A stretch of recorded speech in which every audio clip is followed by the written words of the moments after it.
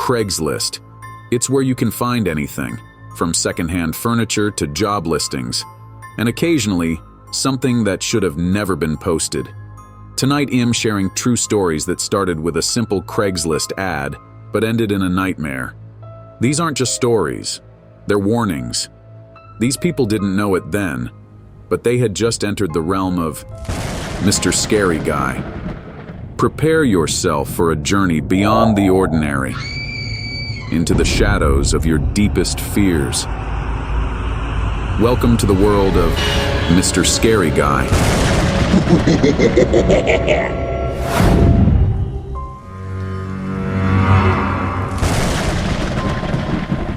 It all started with an innocent ad. Free couch, must pick up. I had just moved into my new apartment and was browsing Craigslist for some cheap furniture. When I saw the ad for a free couch, I didn't hesitate. Sure, it was a bit of a drive out to the suburbs, but who could resist free? The address led me to a quiet, older neighborhood, the kind where every house looks the same, and the streets are lined with towering trees. When I arrived, the couch was sitting outside, just as the ad promised. It was a bit worn, but nothing a good cleaning couldn't fix. The house it sat in front of seemed empty. No lights, no cars, no signs of life. I knocked on the door, but no one answered. Figuring it was one of those take-it-and-leave deals, I started loading the couch into my truck. That's when I noticed the smell. At first I thought it was just the couch being old, but as I got closer, the stench became almost unbearable. It was a sickly, sweet smell, like rotting meat mixed with something metallic. I hesitated for a moment, but the thought of driving all the way back without the couch pushed me forward. I yanked it onto my truck bed, and as I did, something fell out from underneath, a small, stained envelope. My heart pounded as I picked it up. It was sealed, and my name was written on it, in neat, almost childlike handwriting. I couldn't resist. I tore it open right there. Inside was a single sheet of paper with just 3 words scrawled across it. "You'll never leave." Chills ran down my spine, but I shook it off as some kind of weird joke. I threw the envelope into the truck and finished loading the couch, eager to get out of there. As I drove back, the smell seemed to get stronger, almost as if it was seeping into the fabric of the truck. I tried rolling down the windows, but it didn't help. The smell clung to me, invading my senses until I felt nauseous. When I got home, I decided to leave the couch in the garage overnight, figuring I'd deal with it in the morning.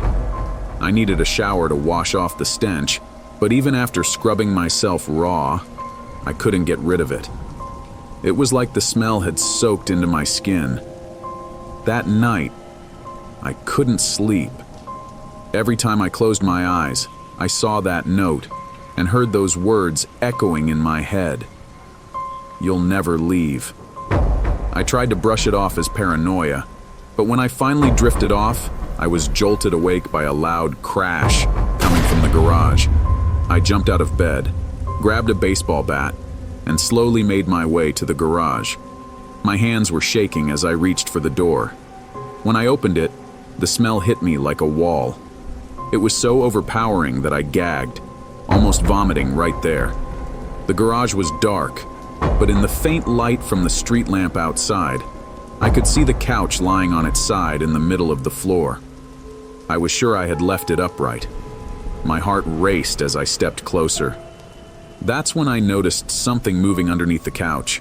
I froze, unable to breathe. It was a low, shuffling sound like something was crawling around.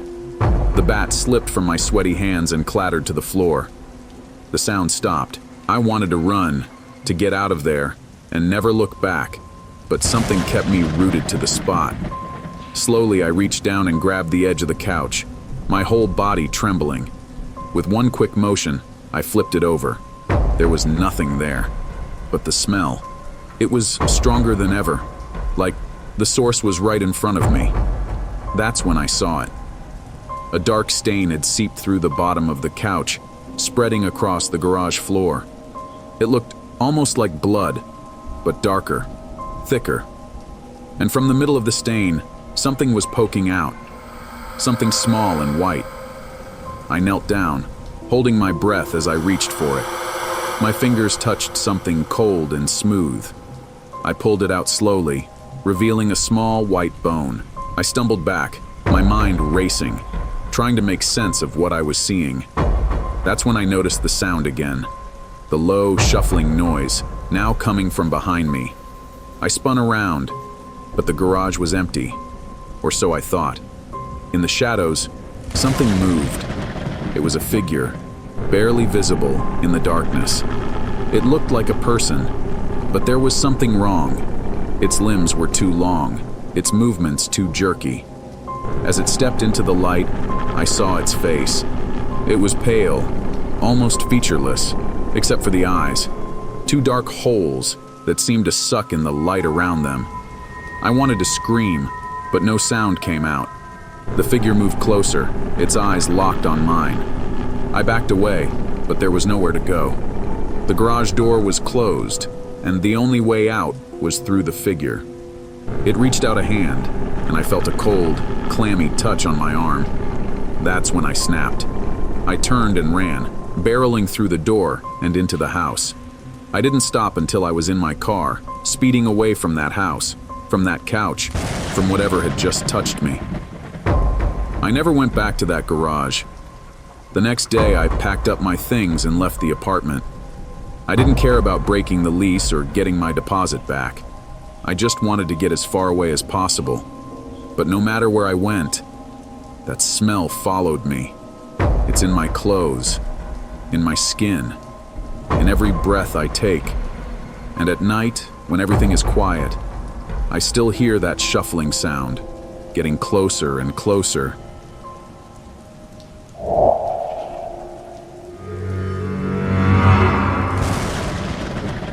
I was desperate for work. Bills were piling up, and my savings were running dry. So, when I saw a Craigslist ad for a job that promised good pay for easy work, I jumped on it. The ad was vague.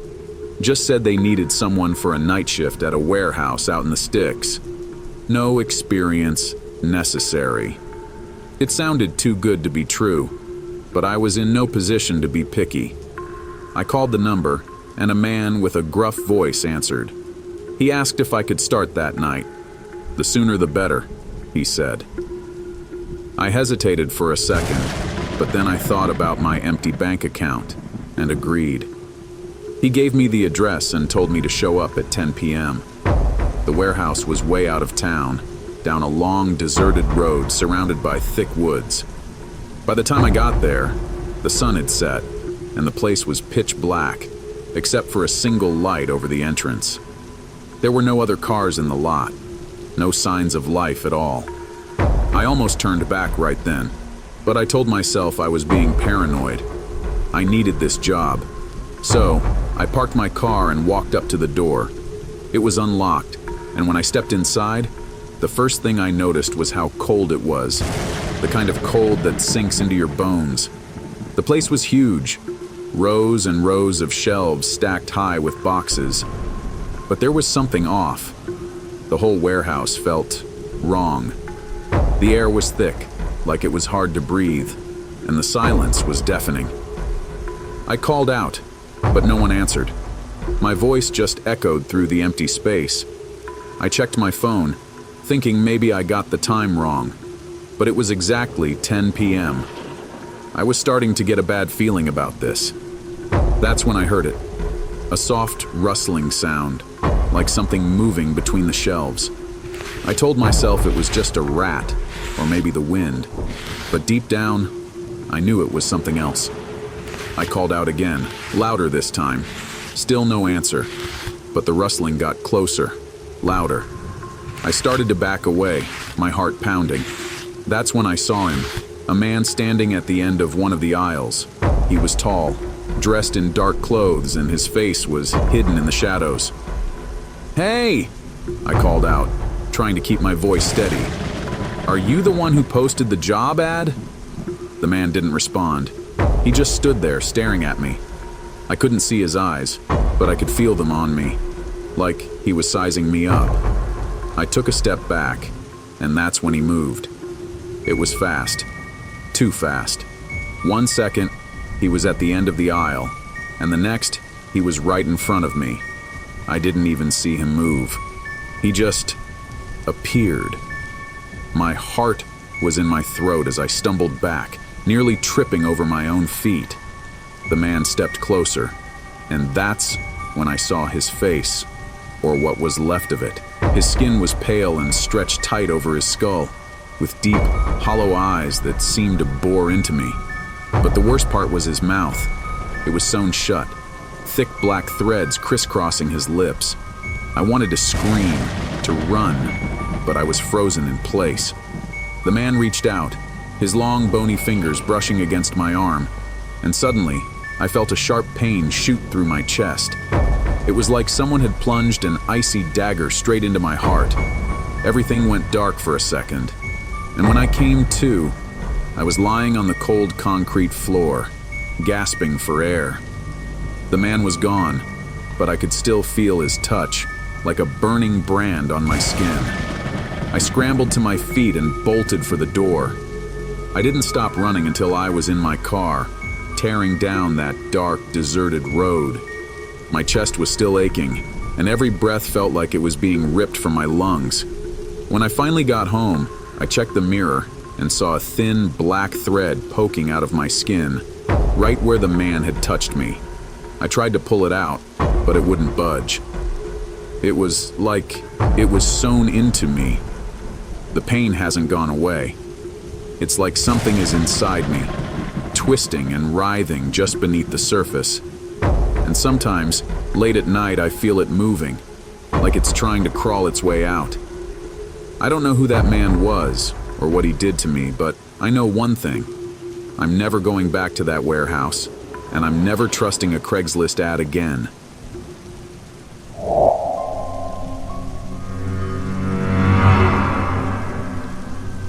I was moving to a new city for work, and with the cost of living so high, I decided to look for a roommate.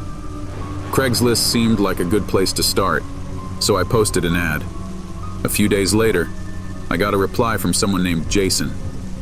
He seemed normal, early 30s, a steady job, and looking for a place right away. He came by to check out the apartment, and everything seemed fine. We agreed he'd move in the following week. At first, everything was normal. Jason was quiet, kept to himself, and was often out late for work. I barely saw him during the day. But then, strange things started happening. It began with small, unexplainable noises. I'd hear soft footsteps at night, even when I knew Jason wasn't home. Sometimes, I'd wake up to the sound of creaking floorboards right outside my bedroom door, but when I checked, no one was there. I brushed it off as the apartment settling or maybe a draft, but it got worse. One night, I woke up around 3 a.m. to the sound of whispering. It was faint just outside my door, like someone was having a conversation in hushed tones. My heart pounded in my chest as I strained to hear, but I couldn't make out what they were saying. I finally worked up the courage to get out of bed and check the hallway. It was empty. I thought about waking Jason to ask if he'd heard anything, but his door was slightly ajar, and I could see from the light under the door that he wasn't home. The whispers continued for another minute, fading slowly into silence. I convinced myself I was imagining it, but deep down, I knew something was wrong. The next day, I asked Jason about it. He just stared at me blankly, like he had no idea what I was talking about. He didn't even seem concerned, which unnerved me even more. Still, I didn't press the issue. A few nights later, I woke up to a soft tapping sound. This time, it wasn't outside my door. It was coming from the closet. I sat up in bed, my body frozen with fear. The tapping was slow and rhythmic, like someone was deliberately knocking on the inside of the closet door. I stared at the closet, trying to convince myself it was just my imagination. But then the door creaked open, just a few inches. My breath caught in my throat. I didn't move, didn't blink. Suddenly the door slammed shut with a loud bang. I jumped out of bed, my heart pounding so hard I thought it might burst. I rushed to the closet and yanked the door open. but there was nothing there, just clothes hanging neatly on their racks. The tapping had stopped, but I couldn't shake the feeling that something or someone had been inside. I barely slept that night, and the next morning, I confronted Jason. I told him about the noises, the whispers, and the closet. He didn't react at first, just stared at me with those cold, empty eyes. And then, with a slow, unsettling smile, he said, "It's just the apartment. You'll get used to it." That's when I noticed something odd. Jason's reflection in the mirror behind him. It wasn't moving in sync with him. While Jason stood still, his reflection's mouth twitched, as if it was whispering. My stomach dropped, and I felt a wave of nausea wash over me. I tried to brush it off as my mind playing tricks on me, but from that moment, I couldn't shake the feeling that Jason wasn't right. Something about him felt off, like he wasn't entirely human. Things only got worse after that. I started having nightmares, horrible, vivid dreams of Jason standing over my bed, his mouth sewn shut with thick black thread. In the dreams, I'd try to scream, but no sound would come out. And every time, I'd wake up to the same soft tapping from the closet. One night, I decided I couldn't take it anymore. I packed a bag and left the apartment, planning to stay with a friend until I could figure things out. But when I got to my friend's place and checked my phone, I saw a message from Jason. "I told you, it's just the apartment. You'll never leave." I blocked his number, but the messages kept coming, always from different numbers, each one saying the same thing. "You'll never leave." I moved out the next day, breaking the lease and losing my deposit. But no matter where I go, I still hear that soft tapping at night. And sometimes, I wake up to see the closet door creaking open, just a few inches. I don't know who or what Jason really was, but I know one thing. I'll never use Craigslist again. 3 simple Craigslist ads, 3 horrifying encounters. Sometimes what seems like a great deal or an easy solution comes with a cost far beyond what you're willing to pay. Remember, not everything on Craigslist is worth the risk. This is Mr. Scary Guy saying, good night. Thanks for watching till the end. If you enjoyed the video, make sure to subscribe by clicking the icon above. We've also got a playlist full of scary stories on your left side, and a suggested video you'll love on the right. Choose one and keep the scares going.